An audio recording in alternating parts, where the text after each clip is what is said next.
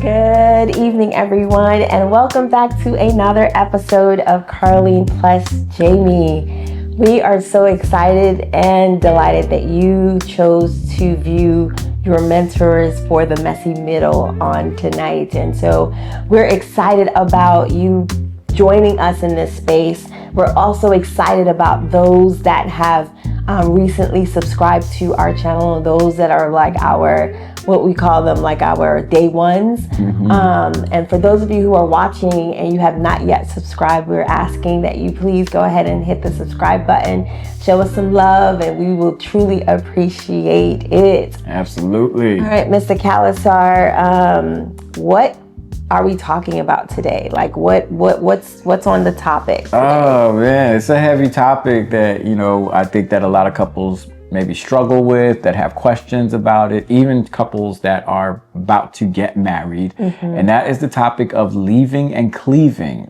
Have you truly left and cleave? I say left and cleft, but Carlene says it's left and cleave. So y'all tell us in the comments, which one is it, right? But in a nutshell, we're talking about what does it mean to leave and cleave? And then we go into why is this such an important topic? A lot of times, this is a topic that isn't necessarily focused on heavily. And of course, if this kind of a conversation is not had before marriage, when you're married, during marriage, it's one of those it can make or break the relationship. It can make or break the marriage. And so it's very important to establish a few things for yourselves as you are this new nucleus of sorts. You've created this new nucleus, and it's important for everyone else around you, right, to know so that those boundaries cannot be crossed. And so this is such an important topic, and we're going to try to get through it in this 20 to 30 minute segment or episode because it's one of those heavy ones, but it's so important to have this conversation. And we also want to have it why this conversation is important, because we have experienced, right, what exactly that is, leaving and cleaving. And so we wanted to get on here and share that with you.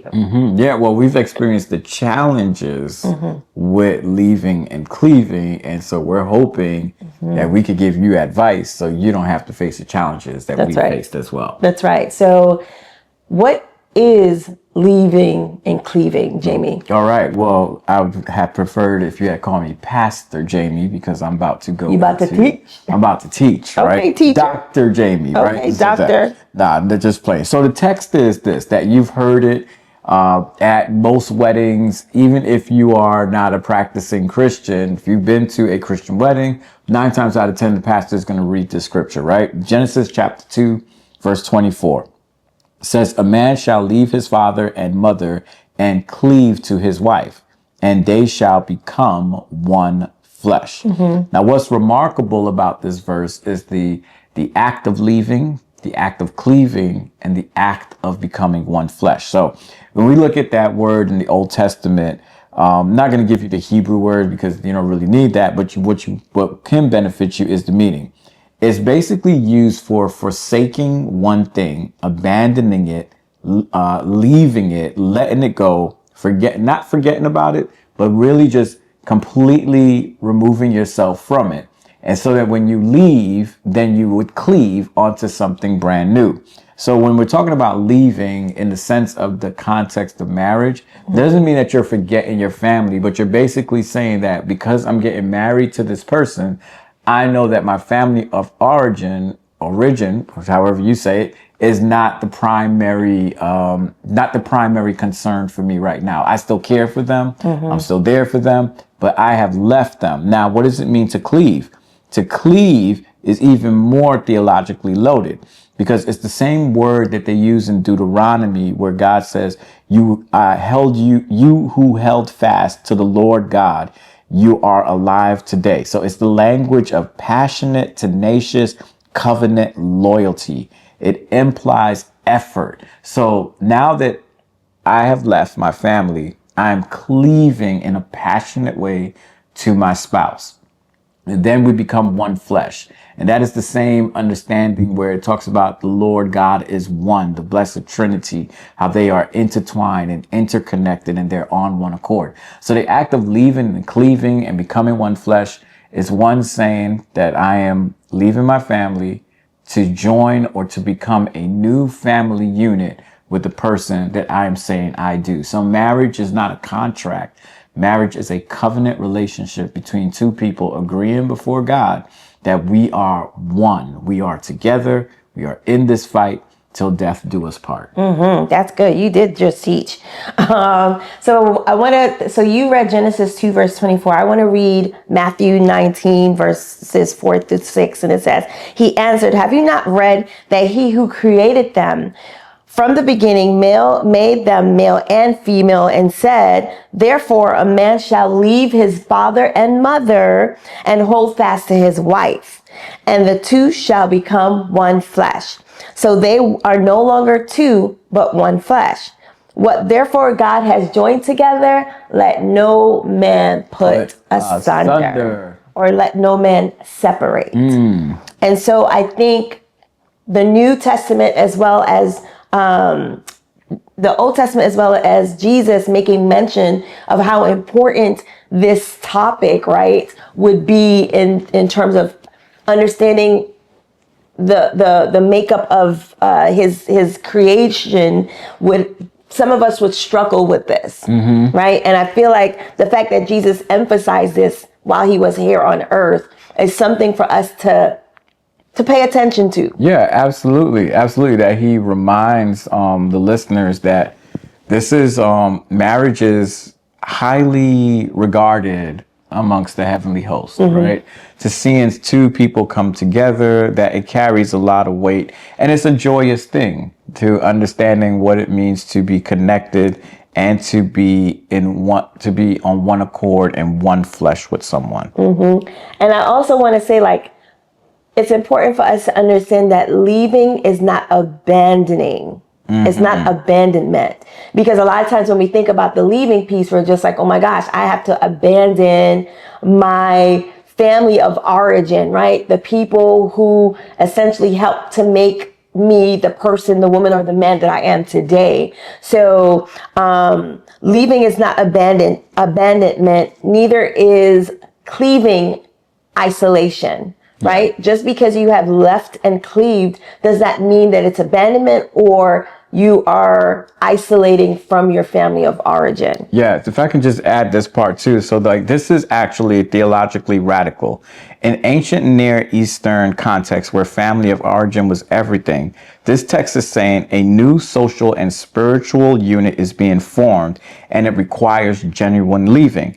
It's not physical distance necessarily, but an interior repositioning of a new home. So it's saying, I am not in this home anymore. I'm creating a new home. So it's not abandoning. It's just saying that this is where I'm planting my flag. Yeah. And even if you're living in the same space with your family of origin, you are still encouraged to create your own in the same space. Yeah. Like, sometimes, you have to live with your family or whatever for whatever various reasons, but understanding that just because you're living, it's going to be a little hard to do that. But it is important to still try to create that home that you both are creating for yourselves. Right. And so we're going to go through a little bit of what does leaving and cleaving actually mean. So it's the process of leaving is emotional separation from dependency.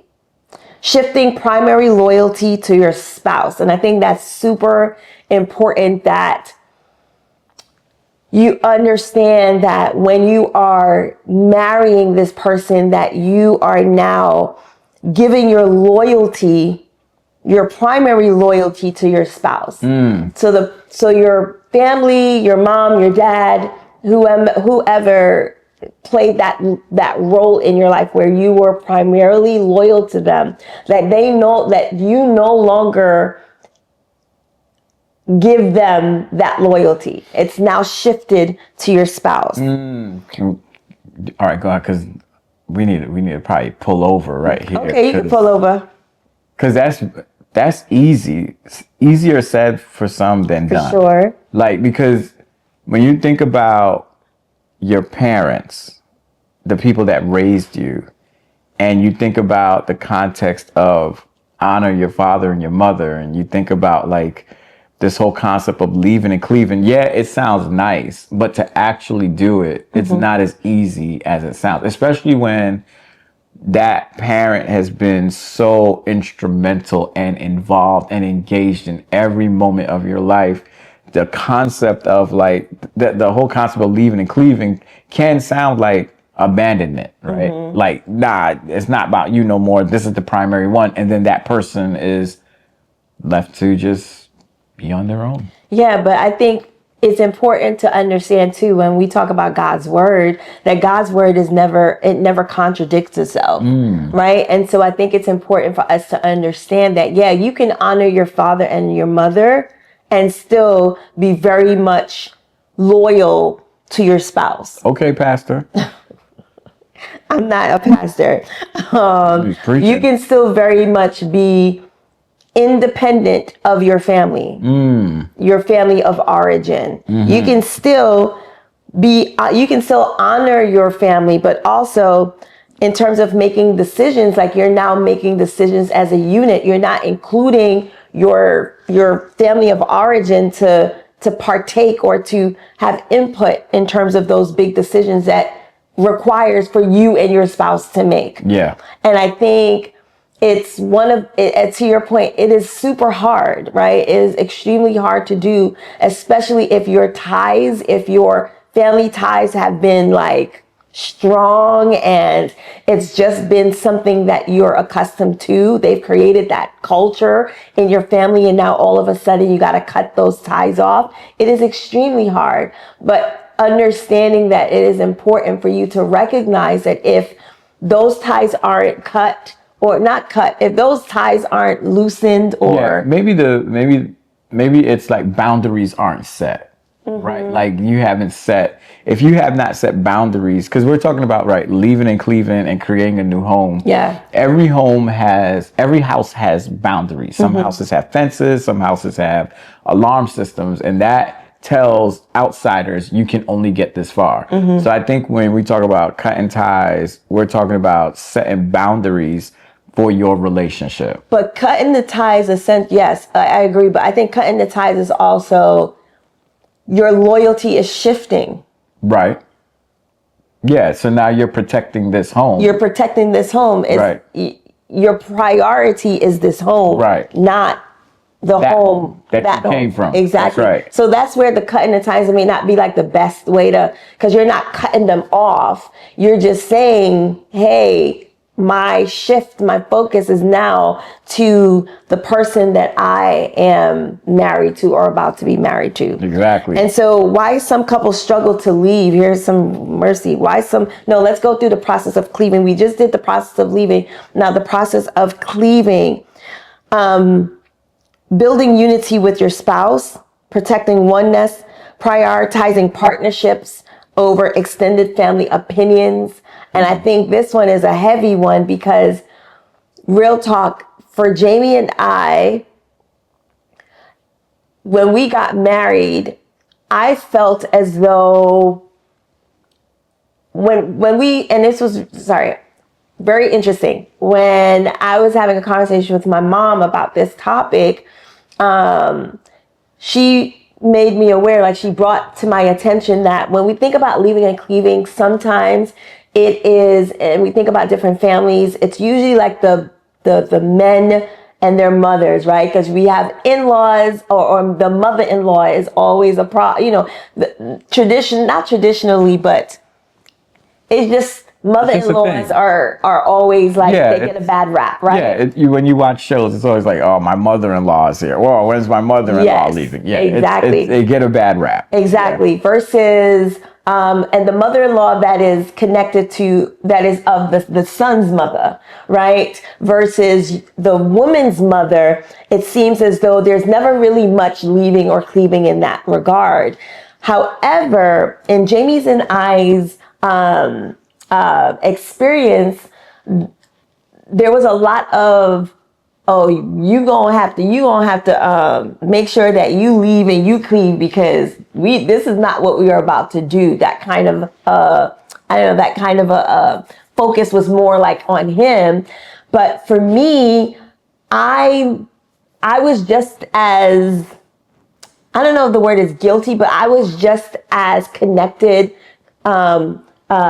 absorbed in that emotional enmeshment was, with my mom. And so I remember when we first got married and I'm getting ready for church or anything. I'm about to go out the house and I'm asking Jamie's opinion about what I'm wearing. I'm like, hey, what do you think? And he either sometimes will say, I love it, it's cute, wear it. And sometimes he'll be like, nah, that doesn't look cute.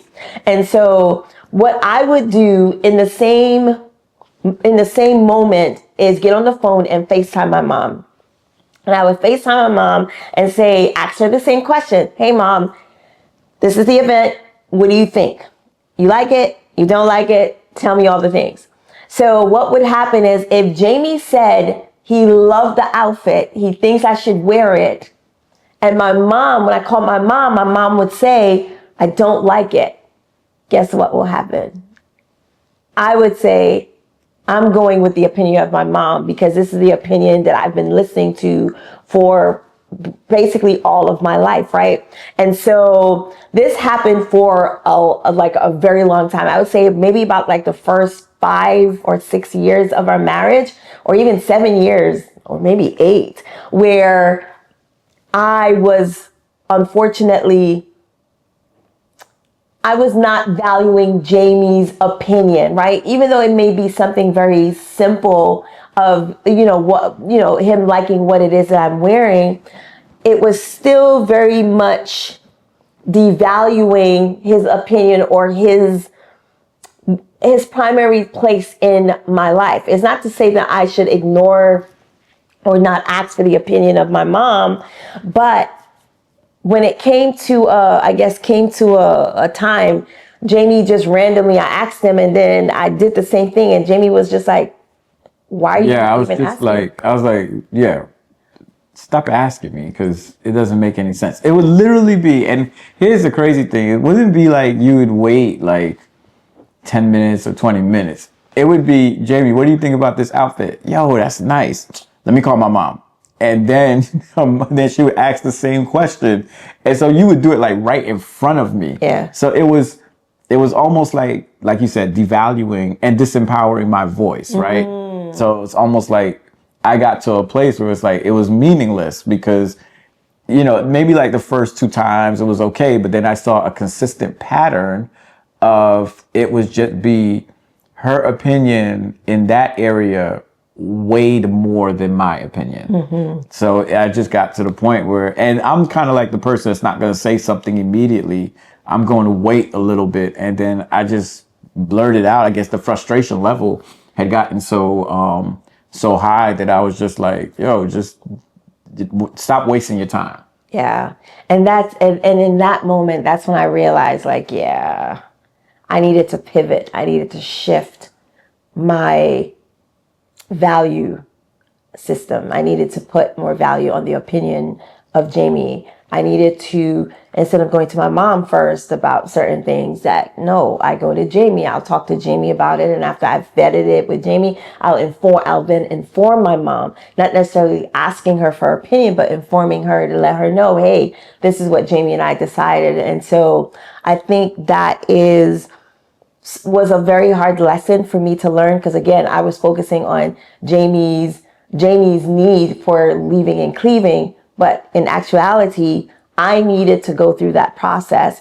And unfortunately, because I didn't go through it before, I learned the hard way of going through it and him being kind of like resentful in terms of like devaluing him in those moments. Yeah, and it's not just you, like you talked about it earlier with me too, right? With the idea or the sense of, me feeling like with my family, particularly with my mom, and making sure that I'm there for her just as much as I'm there for Carlene, and that doing things, or matter of fact, not even doing things, by not saying anything. Like if certain situations came up, if certain things were just happening, that I just wouldn't say anything, because I really don't like I learned this. It's not that I don't like confrontation. It's like I don't like hurting people. And I feel like sometimes if I have to have difficult conversations with people,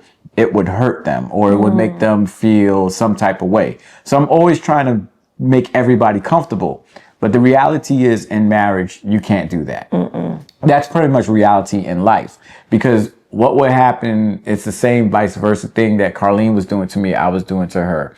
I was disempowering her feelings and not making it valid by just ignoring some things that would happen, or maybe me dropping everything to run and go do this, or to lift this up, or to say this, or just doing different things, and not understanding that her opinion, Carlene's opinion, is the final opinion, is the final word.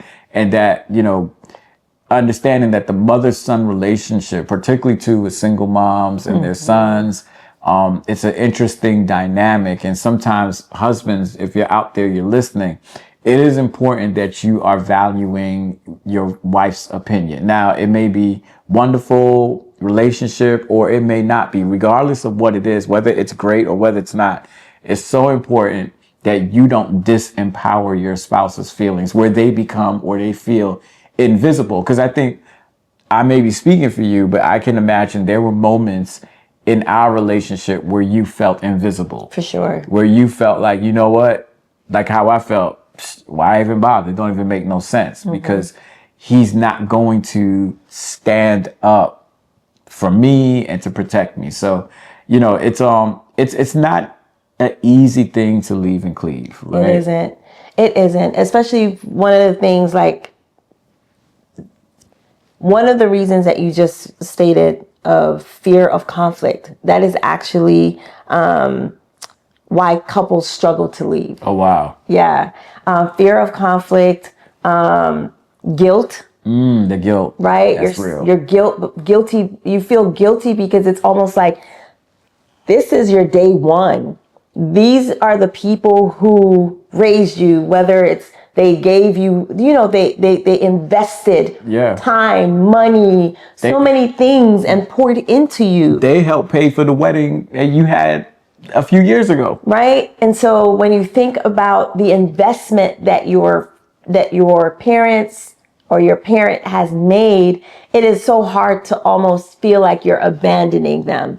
And especially for me, with a single mom, a single parent, where essentially she didn't have like a husband to say, okay, like, it's just, I guess they left and they cleaved, well, we left and we cleaved, so we're great.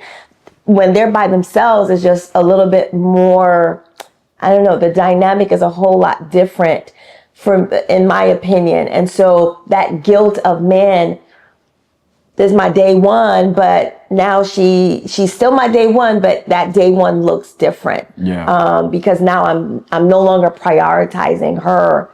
I'm prioritizing my marriage. I'm prioritizing Jamie. And so even the financial dependency is also another reason why families, why husbands and wives struggle to leave and cleave, because it's like, well, they're giving me money, so I kind of feel obligated to keep that door open for them to be able, for me to give them that role of priority in my life. Yeah, and I think it's okay to accept financial assistance from your parents.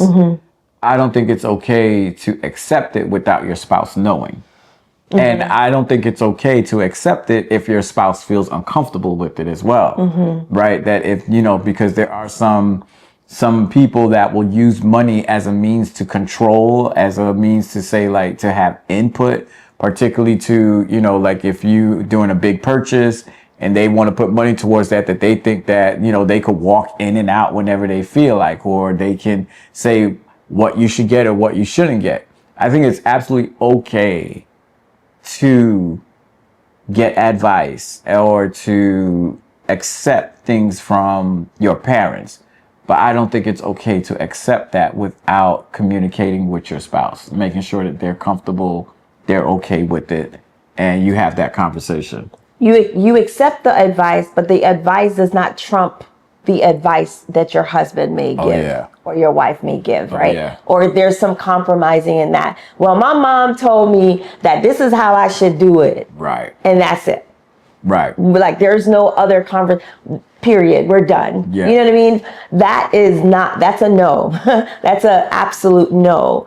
So I think that you can receive all of the advice, right? Because we're a community still, but that device does not take precedence. Yeah. And I also think too that when it comes to talking to your parents about your relationship, you should be very careful about that too, about what you share.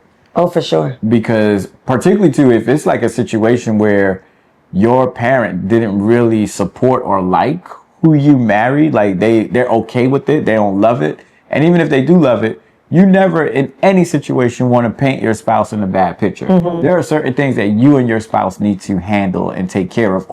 And if you two can't handle it, then you go see a therapist. For sure. Then you go see a counselor. You go talk to your pastor or something like that. So we also have to be very mindful about the boundaries we set in leaving and cleaving and what we share with our parents and what we don't share with them. Yes. And so going back to the process of leaving and cleaving, I think one of the things that we missed, again, the mentors for the messy middle, essentially what we wished we had done, we are essentially letting you all know, like, if you have an opportunity to do it, do it. Have conversations.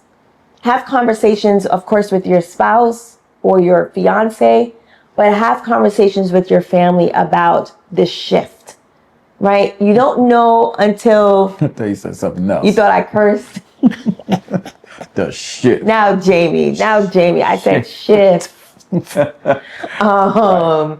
I think it's important to have those conversations because I feel like if I had a conversation with my mom to kind of let her know like expectations, like boundaries and things of that nature, I think the transition would have been a whole lot smoother. Vice versa for you, if you hadn't had those conversations with your mom to say, well, you know what, this is what it is, and this is what it is, and this is what it is, period, right? I think you won't have to try to navigate certain situations uncomfortably because it's already stated like this is what it is. And I think a lot of us, sometimes we avoid those conversations because we're afraid that people gonna catch feelings. We're afraid that, we're going to sever our relationships. But I think those conversations done in a healthy way will be beneficial for generations. Yeah. Don't assume people know, right? Don't assume that it's just gonna work out.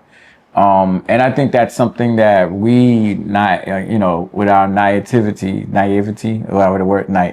naivety. I think that's the word, that we just assumed everything would work out, right? We get married, it's happily ever after. We start living our lives.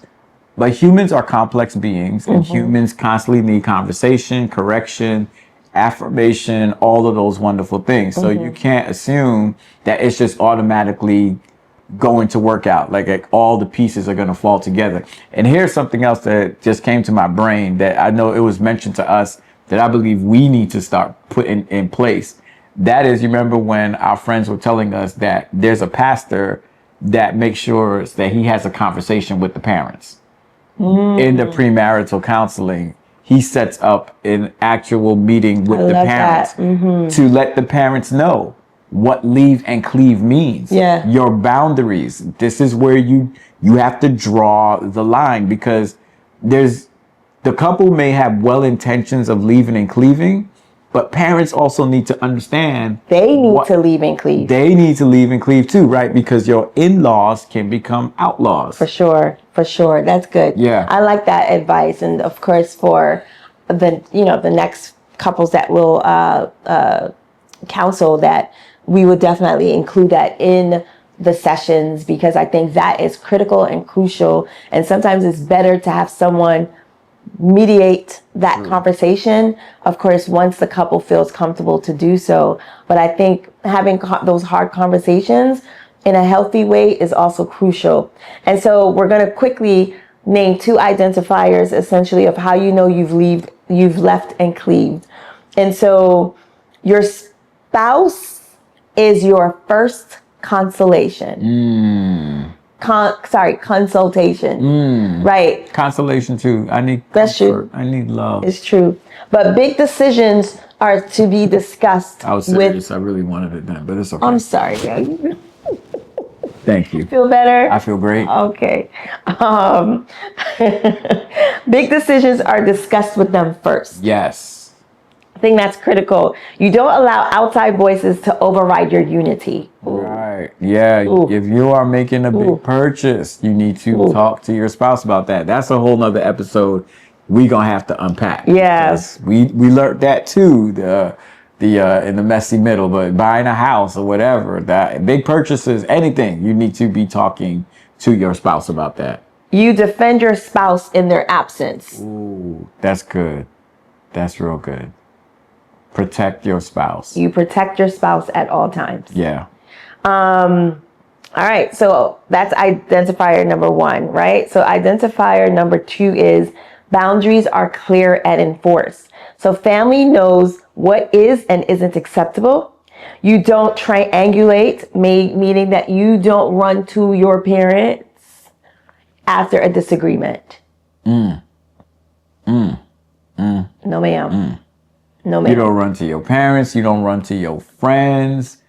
You run to the counselor or to whoever, or you run to your spouse. And I think we did talk an episode about how to argue. Yeah. How to communicate. And so this one hits home for me. You correct disrespect immediately. Like, if those lines have been crossed, that is not a conversation that you sit and you wait and let things blow over. Yeah. You nip that thing in the bud, because guess what? If you are okay with someone disrespecting your spouse, then I'm sorry, that is, I don't know. Yeah, that's red flag 1,500. Yeah. And it doesn't matter. And again, I know that family dynamics, cultural backgrounds, and that may be something that may have been okay in your family of origin, right? But if that's something that you and I have discussed, like, this is my line. This is what I don't do this. I don't like this.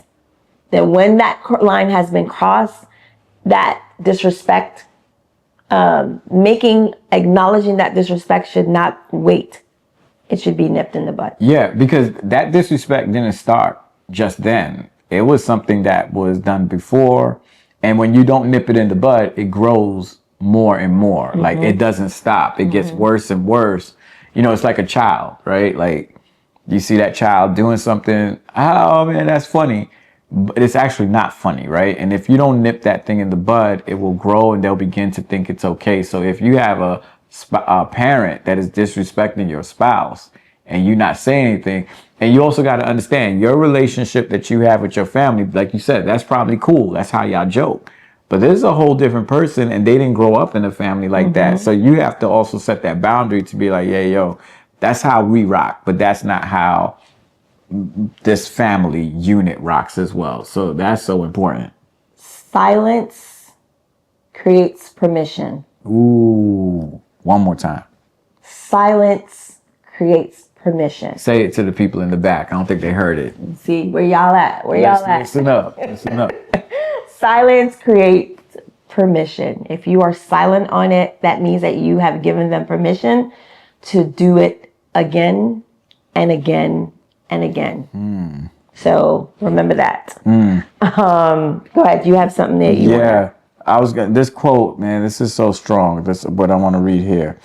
Is that marriage isn't just a human institution you manage. It's a sign pointing to something bigger. The leaving is a kind of death to an old self. The cleaving is a resurrection into a new shared identity. And the one flesh is a daily act of becoming. The tragedy isn't just when couples separate, it's when they technically stay together but never actually left or never actually cleaved. You could be in the same house and still be emotionally and spiritually living in your family of origin. Mercy. Wow. Yeah, I love what it says. It says that the tragedy is not when couples separate.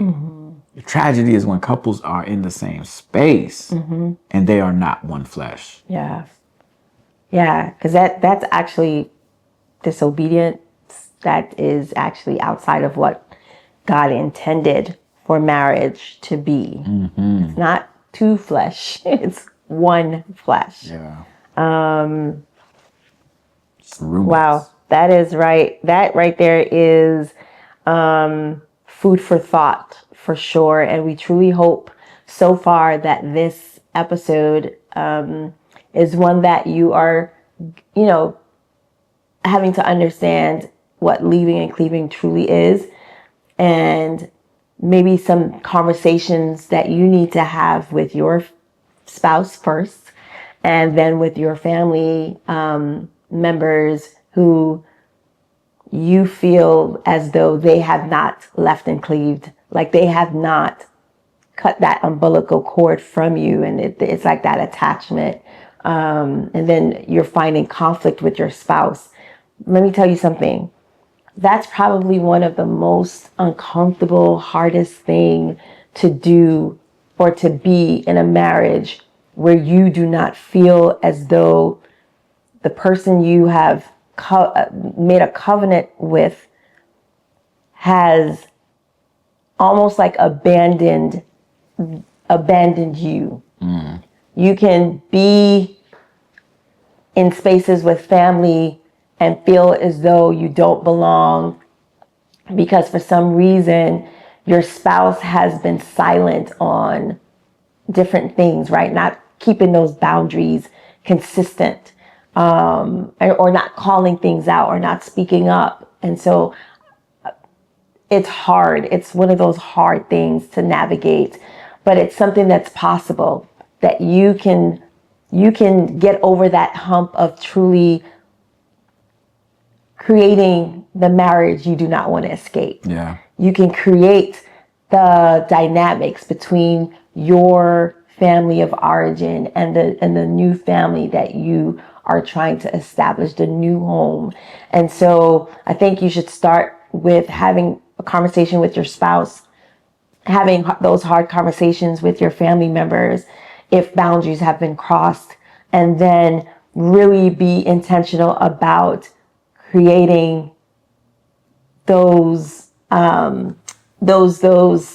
creating or sticking to what it is that you have created in your new home. Yeah. I just want to emphasize what Carlene said, that it's not too late to turn the ship around, right? If you love your spouse, that person that you took that covenant, that oath with before so many people, it's not too late. You can start today. There's no better time to start than now. And, we genuinely do this podcast because we genuinely want to see couples succeed. No matter what color, no matter what religion, race, or creed, or where you're from, ethnicity, if you are together and you are in love, we want to see you succeed, both of you, individually and collectively. So we hope that this conversation was a blessing to you, or we hope that this conversation was enlightening. I hope that this conversation that we had allows you to have a conversation with your spouse about leaving and cleaving. So we want to make sure that you don't forget to like and to subscribe to the podcast. We also want you to know that we are on Apple, we're on Spotify. You can listen to us in the car, and also fill out the survey that will be in the description box, that you could click on the link, and that you can kind of do like almost like even an assessment between you and your spouse about where you are, your goals, and what you want to do, particularly surrounding this topic and this idea. So, I'm just thankful for this opportunity, thankful for my beautiful bride, thankful for all of you that are watching, and any last words? Last week we announced about our webinar that we will be hosting one soon. And so we want to kind of keep the buzz alive, letting you guys know what's coming down the road for Carlene and Jaime. And so keep an eye out for more information regarding our webinar, and where we continue to talk about conversations like this in a deeper way. And so we're really, really excited. Oh, you also, are you going to say it? You got more exciting news about next week. Oh, yes. So next week, Carlene plus Jaime will be Carlene. No, Jaime. Plus Jaime. Carlene minus Jaime. So we're going to be talking, we're going to have girl talk. Not Jaime, right? Jaime won't be here, but I've invited some of my really close friends to joining in this conversation about friendships. And so you do not want to miss this episode. I mean, you don't ever want to miss any of our episodes, but I think it's really important to highlight that friendships is very important when in the messy middle.